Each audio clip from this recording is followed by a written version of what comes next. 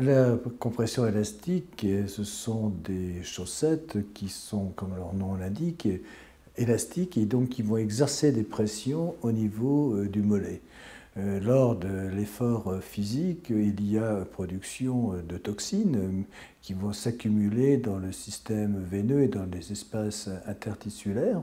Et en permettant un meilleur drainage de la jambe et donc la remontée de ces toxines vers la circulation générale où ils vont être éliminés, eh bien, effectivement, on favorise la récupération musculaire. En fait, il faut bien comprendre que cette stase, comme d'ailleurs dans la maladie veineuse, c'est un problème de stase, d'accumulation de toxines. Ces toxines, elles sont au contact des fibres musculaires et donc elles ont un effet délétère. Elles sont chargées de substances inflammatoires, ce qui donne cette sensation de douleur juste après l'effort, mais également, vous le savez, après la récupération musculaire, c'est essentiellement au deuxième jour qu'on a encore plus mal. Et que, bien, encore une fois, en permettant un meilleur retour veineux, donc un meilleur drainage des espaces interstitiels, et en diminuant cette accumulation de substances toxiques résultant de l'effort musculaire, de la dégradation, de la rupture de certaines fibres musculaires aussi, eh bien, on récupère mieux. Alors oui, c'est vraiment efficace. On s'est interrogé un moment sur l'intérêt de la compression élastique dans la performance. Alors dans la performance, c'est beaucoup plus difficile à évaluer et je crois que ce n'est pas le meilleur positionnement. Ça peut aider, mais je dirais que les résultats dans ce domaine sont parfois un peu contradictoires.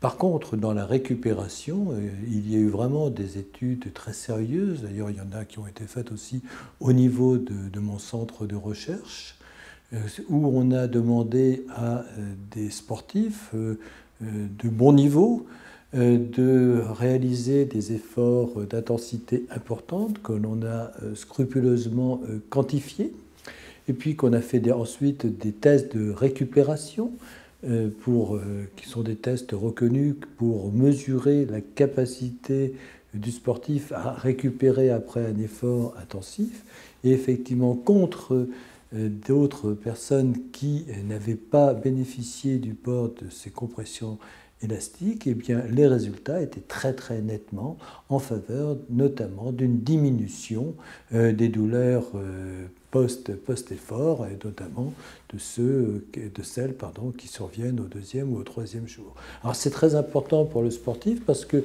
en fait, en lui permettant de moins souffrir, de mieux récupérer, il va également pouvoir mieux s'entraîner plus régulièrement, ou lorsqu'il est en compétition, il va moins souffrir entre des compétitions qui souvent se succèdent à un rythme parfois endiablé, comme dans les compétitions cyclistes.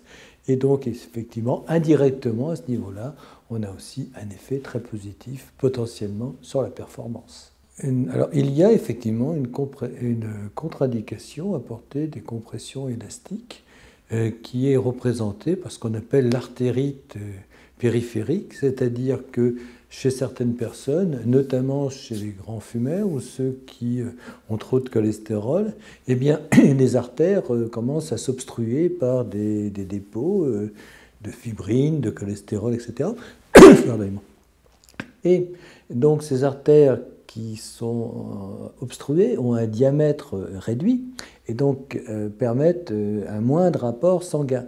Si vous mettez dessus une compression élastique qui, elle, va comprimer tout ça, eh bien, effectivement, ça peut être dangereux. Donc, effectivement, la compression élastique est contre-indiquée chez les gens qui ont une artérite des membres inférieurs. Alors, en général, les gens qui ont une artérite des membres inférieurs ne sont pas des grands sportifs, malheureusement pour eux, parce que peut-être qu'ils avaient fait plus de sport, moins fumé et fait plus attention à ce qu'ils mangent, et ils auraient peut-être moins d'artérite. Une réaction? Un témoignage? Commentez ce reportage sur dijonsanté.fr.